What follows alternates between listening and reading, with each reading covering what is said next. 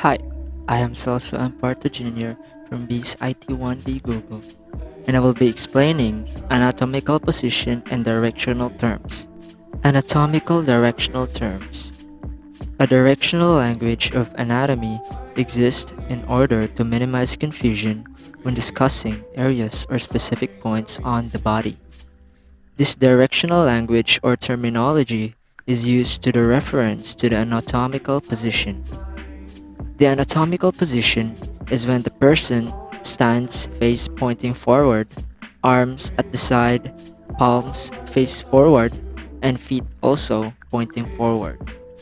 If everyone is looking at the body in the same exact position, there will be less confusion when discussing anything related to anatomy.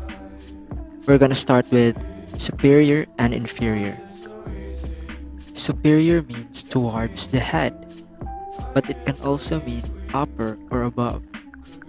Inferior, on the other hand, means towards the feet, but it can also mean lower or below.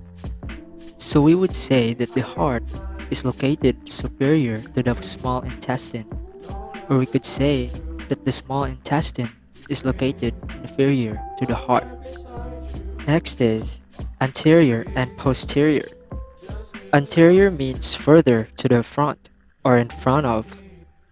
Posterior means further to the back or in back of. So we would say that sternum is anterior to the heart and the heart is posterior to the sternum. Anterior and posterior can also be used to describe how you're looking at the body.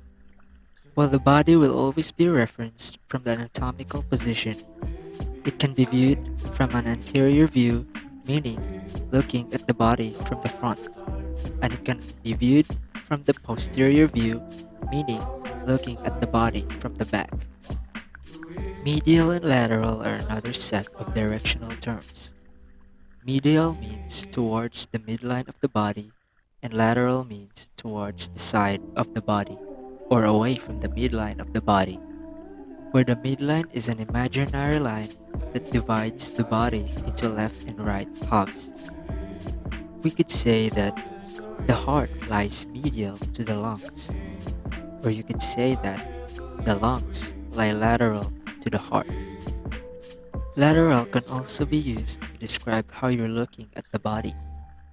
While the body will always be referenced from the anatomical position, it can be viewed from the lateral view, meaning looking at the body from the side.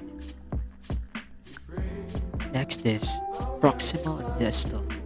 Proximal and distal are the terms that are usually used when describing parts of the appendicular body.